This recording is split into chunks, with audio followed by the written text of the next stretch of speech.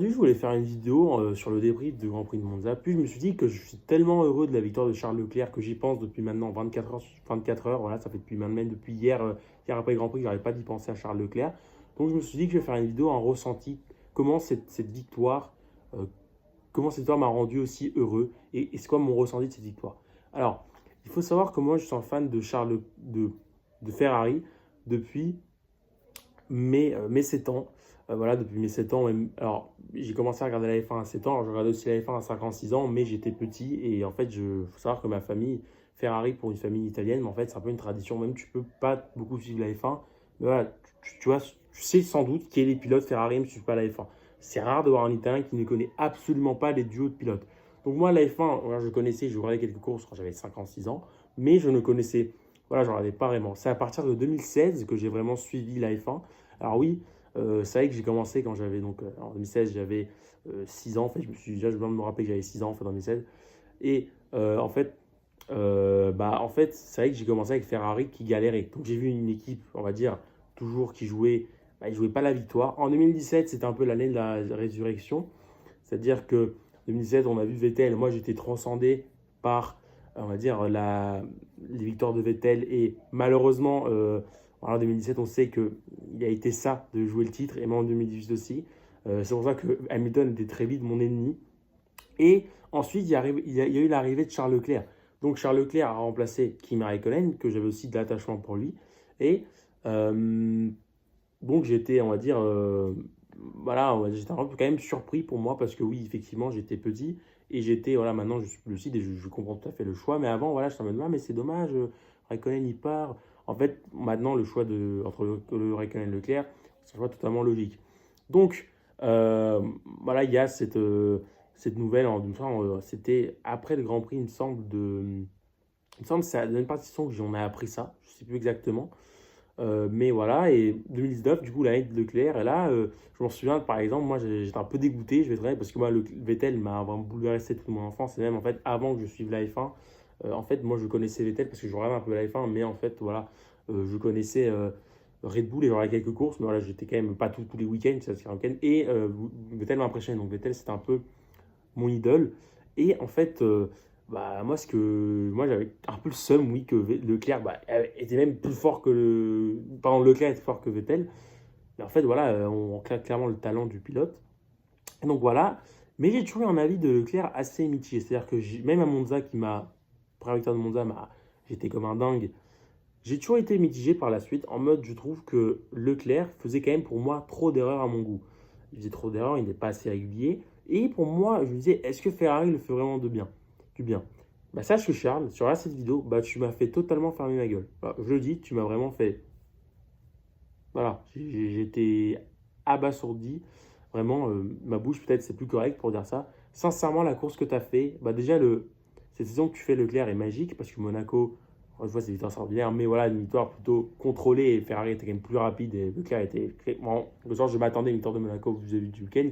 Mais là, à Monza, alors oui, je vais être honnête, j'ai pronostiqué une victoire de Leclerc. Moi, je me suis dit, Leclerc va gagner. Mais de cette façon, sincèrement, tu m'as épaté et tu m'as rendu des émotions que je pense que n'importe quel fan Ferrari dit mais quel est ce génie. Malheureusement, je ne sais pas si aujourd'hui ça va être suffisant. Je ne sais pas si ça va être suffisant aujourd'hui. Honnêtement, je pense que pour ce championnat, je ne sais pas si tu vas, on va dire, gagner le championnat. Même si bon, j'espère que on croise les doigts que Leclerc tu vas remporter le titre, mais ça fait aussi plaisir de voir des Ferrari aux avant-postes, de voir aussi une équipe malgré des qualifs, on va dire 4-5, des qualifs comme ça, comme Kusikosha, comme on dit, voir une équipe qui joue la gagne, en fait, qui joue les podiums et qu'on s'amuse. Moi, je m'amuse à voir Leclerc qui, voilà, dans les échappements du McLaren, du Red Bull. Avant, en 2022, c'était, oh, on fait 1 et 2, on finit 3-4. Bah, c'est 10 ans, tu te fais doubler par tout le monde. Là, c'est magique. Et honnêtement, voilà, je pense que c'est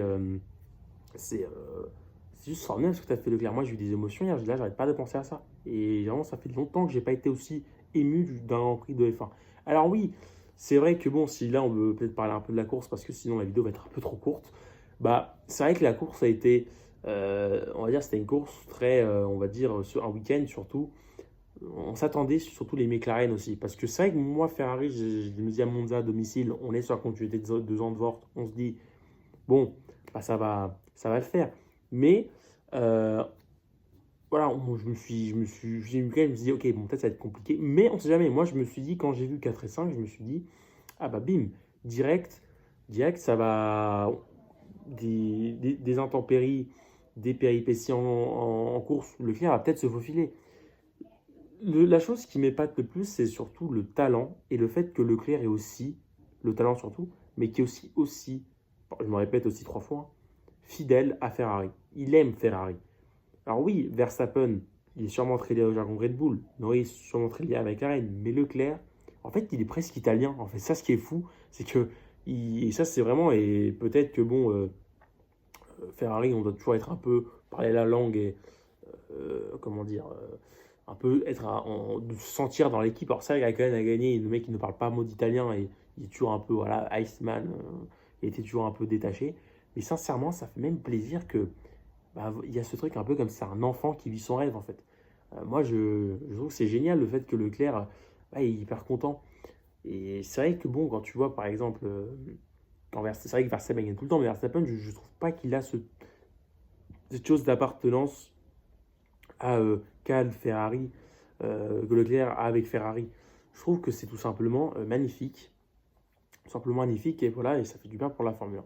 Alors là, si la vidéo, je peux encore dire quelque chose, quelques petits mots. Je vais peut-être, bon, du coup, je vais un peu me corriger, mais je vais en parler un peu plus sur la saison. Alors oui, pour moi, Ferrari peut même gagner encore des courses. Bakou, je ne sais pas. Je pense que Bakou, Leclerc peut faire la pole, mais c'est vrai que à la régulière, il faut voir le rythme de McLaren, il faut voir ça dans le week-end comment ça va se passer. Malheureusement, peut-être que bon, les 2 semaines vont. Là, je pense que Ferrari est en très bonne continuité. J'espère qu'après ces 2 semaines, bon, c'est vrai que ça, c'est. Je ne suis pas l'habitude d'être fan des trip riders, mais c'est vrai que si on est en trip rider, peut-être Ferrari pouvait un peu gagner ses continuités. Bon, là, malheureusement, on va voir si ça va le faire. Peut-être un retour de Red Bull et même Mercedes. Cette saison nous fait rêver un peu cette saison. Et moi, j'étais le premier à critiquer, pour ceux qui me suivent sur Instagram, sur mon premier compte. Moi, j'étais le premier à critiquer. Bah voilà, on va se faire chier. Je surkiffe cette saison. Alors oui, peut-être on n'a pas eu des grands prix, voilà, à la Montréal 2011, mais sincèrement, je surkiffe. Et la F1 est de retour. Voilà, c'est sûrement une des plus belles saisons de cette ère, voilà, de cette nouvelle réglementation. Elle fait pense partie des plus belles saisons de l'ère hybride. Et voilà, donc si vous voulez suivre la F1, bah, suivez la F1 cette année. Voilà. Et regardez pas Drive to Survive, hein. Suivez la F1 de vos propres yeux et pas de Netflix. Voilà. Sur ce, je vous dis bonne continuation. On se dit à très vite pour de nouvelles vidéos. Et vive Ferrari et vive la F1. Et vive le sport aussi avant tout. Voilà. Bisous.